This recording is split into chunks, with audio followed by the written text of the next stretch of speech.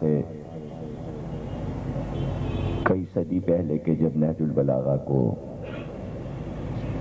ترتیب دیا گیا تو یہ بحث نکلی کہ مولا علی نے مور کہاں دیکھا، عرب میں تو نہیں ہوتا۔ انہوں نے مور کہاں دیکھا، عرب میں تو مور نہیں ہوتا، کہ اس کی ایک ایک بات بتا رہے ہیں۔ تو پھر مورخین نے، شارحین نے اور نہج البلاغہ کے پیش لفظ لکھنے والوں نے اس کے دلائل پیش کیے کہ کوفے میں باہر کے لوگ بھی آتے تھے اور ہندوستان سے پرندوں کی تجارت ہوتی تھی، چونکہ یہ پرندہ افریقہ میں بھی پایا جاتا ہے اور اس طرف انڈونیشیا، ملائیشیا کی طرف بھی پایا جاتا ہے، ہندوستان میں بھی پایا جاتا ہے۔ تو جو پرندوں کی تجارت کرتے تھے ان میں سے کوئی لے کر کوفے آیا اور کوفے میں بھی۔ اب آج کے دور میں اس طرح کی گفتگو لایانی ہے، بیکار ہے، اس لیے کہ اب مثلاً ابھی کویت میں میں نے دیکھا کہ ایک صحرا ہے، جزیرہ ہے، لیکن وہاں کئی ہزار، کئی لاکھ کبوتر ایک جگہ پر موجود ہیں مارکیٹ میں، ان کے لیے ایک صحن بنا ہوا ہے جس میں وہ اترتے ہیں۔ چھوٹی چڑیاں ہیں، ہنس ہیں، بگلے ہیں، تو یہ کئی کئی لاکھ پرندے پریزنٹ کیا ہے، تحفے میں ملک کو دیا گیا اور وہاں اس طرح وہ پرندے چھوڑ دیے۔ مثلا دبئی میں کبوتر وغیرہ باہر سے آئے، اب وہ اتنے ہو گئے ہیں کہ انہیں پریشانی ہو رہی ہے تو وہ شکار شروع کر دیا، انہوں نے مارنا شروع کر دیا۔ یا آپ کے کراچی میں کہاں پرندے ہوتے تھے، لیکن یہاں بہرحال درخت بھی نہیں ہوتے تھے، پرندے بھی نہیں ہوتے تھے، تو جاپان نے درخت دیے، وہ فٹ پاتھوں پہ لگائے گئے۔ پھر بہت سے ملکوں نے، افریقہ کے ممالک نے کراچی کو پرندے دیے، وہ پرندے کے جو کراچی میں پیدا نہیں ہوتے تھے وہ بھی آپ صبح کو کسی بھی باغ میں، چمن میں دیکھ سکتے ہیں۔ پھر لوگوں نے پالے بھی ہوئے ہیں، خریدتے بھی ہیں اور فضا میں بھی چھوڑے ہوئے ہیں پرندے بہت سے۔ تو یہ کہاں سے آ گئے؟ تو کیا یہ سب کچھ اب ہوا؟ کیا پہلے نہیں تھا؟ یعنی آج یہ چھوٹی چھوٹی حکومتیں جس ملک میں زیادہ چیزیں پائی جاتی ہیں اسے خرید کے اپنے ملک میں چھوڑ دیتے ہیں، تو ہو سکتا ہے کہ یہ نظام علی نے ہی رائج کیا ہو کہ پرندے منگاتے ہوں باہر سے، اور عراق میں، عرب میں، کوفے میں ان پرندوں کو آزاد کر دیا جاتا ہو۔ کیا یہ امکان میں نہیں ہے؟ تو اس میں مور بھی منگایا گیا ہوگا۔ اچھا، اور اگر نہ بھی منگایا گیا ہو اور مولا نے مور نہ دیکھا ہو، تو جو جنت کا حال بیان کر رہا ہو، جو صراط کے بارے میں بتا رہا ہو، تو جنت میں، اس دنیا میں جنت کہاں پائی جاتی ہے؟ یہ سوال بھی یہ کسی نے نہ پوچھا کہ علی جنت کا جو حال بیان کر رہے ہیں تو کیا کوفے میں جنت تھی؟ مور کو پوچھ لیا۔ تو یہ چھوٹی ذہنیتیں، یہ کیوں؟ تاکہ اس تقریر کی خوبصورتی اور اس کے حسن سے ذہن ہٹ جائے اور اس میں کھو جائے کہ ہاں یہ کہاں سے مور کہاں سے آ گیا اور علی نے مور کہاں دیکھا۔ اسی طرح شیر کا مسئلہ ہے کہ عرب میں شیر نہیں ہوتا، لیکن کیا عرب والے شیر سے واقف نہیں تھے؟ 90% نام تو شیر کے نام پہ رکھے جاتے تھے۔ شیر نہیں ہوتا لیکن شیر کی ساری حالتیں اور ان کے نام عرب میں موجود تھے۔ اسد نام بھی تھا، عباس نام بھی تھا، لیث نام بھی تھا، حمزہ نام بھی تھا، عابس نام بھی تھا، غضنفر نام بھی تھا، زیغم نام بھی تھا۔ تو یہ سب شیر کے ہی تو نام ہیں۔ پھر قرآن نے بھی ہاں سوال یہ نہیں کرنا چاہیے کہ علی نے مور کہاں دیکھا۔ دیکھیے سوال میں ایک کرتا ہوں اور یہ سوال لکھ لیجئے آپ، قرآن میں مور کا ذکر نہیں ہے۔ سوال یہ ہے، یہ کتنا اچھا سوال ہے، یعنی قرآن کہہ رہا ہے اور سب کہہ رہے ہیں کہ ہر خشک و تر قرآن میں ہے، تو کیا خشک و تر میں مور نہیں ہے؟ تو اللہ نے قرآن میں مور کا ذکر کیوں نہیں کیا؟ تو پھر اب یہ بتائیے اس کا کیا ہوگا کہ فلاں چیز قرآن سے ثابت کیجئے، اس کا تو میں اتنا آپریشن کروں گا اس لفظ کا، جب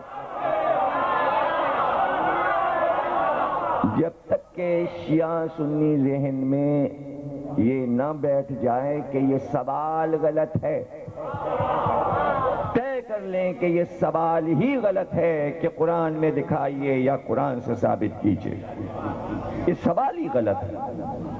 عربی لفظ ہے طاؤس، مور کو عربی میں طاؤس کہتے ہیں۔ اب قرآن میں جا کے دیکھیے گا کہیں طاؤس لفظ ہے؟ نہیں ہے۔ ابھی ہوتا تو میں آپ کو بتا دیتا، بھئی ہوتا تو میں آپ کو بتا دیتا، باخدا نہیں ہے، قرآن کی قسم قرآن میں مور نہیں ہے۔ اب کب یقین کریں گے آپ؟ ارے ایک مور کیا، لاکھوں پرندے اللہ نے بنائے ہیں، میں نام لیتا جاؤں اور آپ کہتے جائیے یہ بھی قرآن میں نہیں ہے، یہ بھی قرآن میں نہیں ہے۔ لاکھوں پرندے ہیں، میں قسم کھا کے آپ کو کہتا ہوں طوطے کا ذکر قرآن میں نہیں ہے،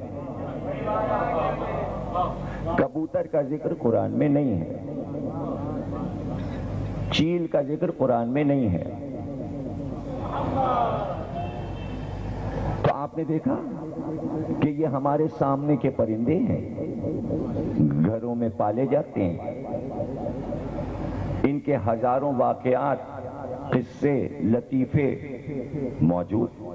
کون سا پرندہ ہے جس کے لطیفے آپ کو یاد نہیں؟ واقعات، کہانیاں بچوں کے کورس میں ان کی تصویریں بنتی ہیں، بتایا جاتا ہے کاف سے کبوتر، تے یا توئے سے طوطا، حالانکہ طوطا ہندی لفظ ہے، تو سے نہیں ہو سکتا، تے سے ہے، لیکن لکھا جاتا ہے توئے سے۔ تو کسی نے پوچھا کہ صاحب یہ توئے سے کیوں لکھا جا رہا تھا؟ کہنے لگے توئے سے اس کی چونچ بنتی ہے، تو تصور توئے سے پیدا ہوتا ہے، تے سے نہیں پیدا ہوتا، حالانکہ تے سے طوطا ہے۔ اب وہ چونکہ فارسی میں ایک لفظ توتی ہے، تو وہاں ہر پرندے کو فارسی میں توتی کہتے ہیں، وہ توئے سے لکھا جاتا ہے، تو وہ سب سمجھے کہ یہ توتی کا مذکر طوطا ہے، حالانکہ وہ فارسی ہے، یہ ہندی ہے۔ بھئی دیکھیں جب پرندے پہ بات ہوگی تو وہ تو ساری باتیں ہوں گی، آپ کو کوئی پریشانی نہیں ہونی چاہیے، اور اس میں کوئی میری تیاری نہیں، بس وہ تو موضوع سامنے آ گیا ہے، اب گفتگو ہوگی۔ کل 4 پرندوں کا ذکر قرآن میں ہے، کل 4 پرندوں کا، بس وہ چاروں میں آپ کو نام، مقام، جگہ بتائے دیتا ہوں۔ لاکھوں پرندے ہیں قرآن میں نہیں ہیں۔ اب اگر آپ ایک خط روز ڈالیں ڈاکٹر اسرار کو ARY پر کہ ڈاکٹر صاحب ہمیں قرآن میں طوطا دکھائیے، کوئی لکھے ہمیں کبوتر دکھائیے، کوئی لکھے چیل ہے قرآن میں، تو پھر ٹی وی پہ بتائیں گے ڈاکٹر اسرار صاحب کہ ہے کہ نہیں ہے، حالانکہ لکھنا چاہیے آپ۔ اب وہ 4 میں بتائے دیتا ہوں، وہ زیادہ سے زیادہ 4 ہی بتائیں گے آپ کو۔ ایک تو حدود کا ذکر ہے قرآن میں، بس ایک جگہ، کل ایک جگہ۔ پھر دوسرا پرندہ کوا ہے، اس کا 2 جگہ پر ہے، 2 جگہ، ایک ہی مقام پر 2 جگہ اس کا نام آیا ہے، کوے کا۔ 2 پرندے ہو گئے، اور ایک جگہ 30ویں پارے میں ابابیل کا ذکر آیا، تیسرا پرندہ ہو گیا۔ اچھا، اب ایک جگہ یہ ضرور ہے کہ حضرت ابراہیم نے کہا کہ ہمیں دکھا تو کیسے مارتا اور جلاتا، تو اللہ نے کہا 4 پرندے لے لو اور ان کو حلال کر دو، مختلف پہاڑیوں پر ان کے سر اور جسم الگ الگ ٹکڑے کر کے ڈال دو، اور اس کے بعد ایک ایک پرندے کو آواز دو تو وہ جسم اور سر جڑتے جائیں گے، گردنیں اڑ اڑ کے آتی جائیں گی، جسم سے ملتی جائیں گی، پھر وہ زندہ ہو جائیں گے۔ اور یہی ہوا، جب وہ زندہ ہو گئے پرندے، اللہ نے کہا اس طرح میں مارتا ہوں، اسی طرح میں جلاتا ہوں۔ یہ واقعہ قرآن میں ہے، لیکن قرآن نے یہ نہیں بتایا وہ چاروں پرندے تھے کون سے۔ 4 پرندے لکھے ہیں۔ اب مفسرین کا کہنا یہ ہے کہ ان 4 میں ایک مور بھی تھا، ہوگا، قرآن میں تو نام نہیں آیا۔ آپ نے کہاں سے تصور کر لیا کہ ان 4 پرندوں میں جو ابراہیم نے حلال کیے تھے ایک مور تھا؟ تو پتہ چلا بغیر تفسیر کے آپ نام نہ لے پائے تو قرآن تنہا کافی نہیں ہے نا۔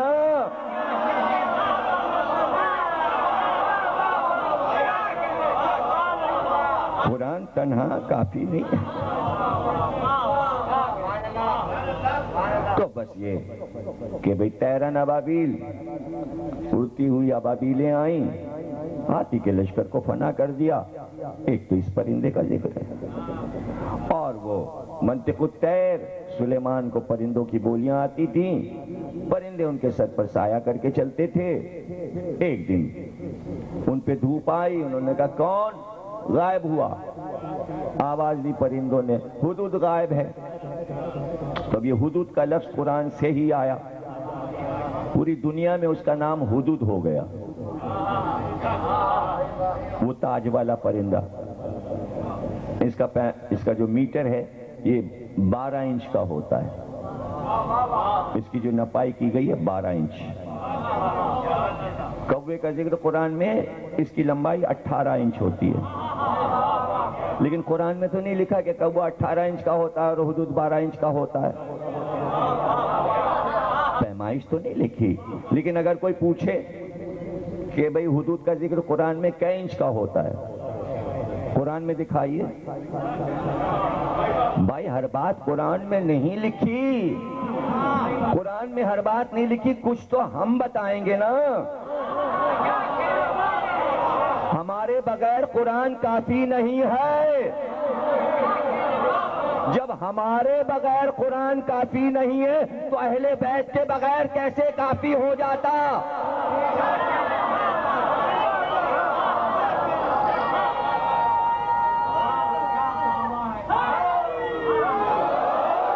کیسے کافی ہو جاتا؟ تو اگر کوئی یہ کہے کہ قرآن میں مور کا ذکر دکھاؤ تو آپ یہ کہہ سکتے ہیں کہ نہج البلاغہ میں ہے، یہ ہے جواب۔ یعنی جو قرآن میں نہیں ہے وہ نہج البلاغہ میں ہے، اس لیے کہ قرآن اور علی 2 چیزیں چھوڑی ہیں، صرف قرآن نہیں چھوڑا۔ جو قرآن میں نہیں ہوگا وہ اہل بیت میں ہوگا۔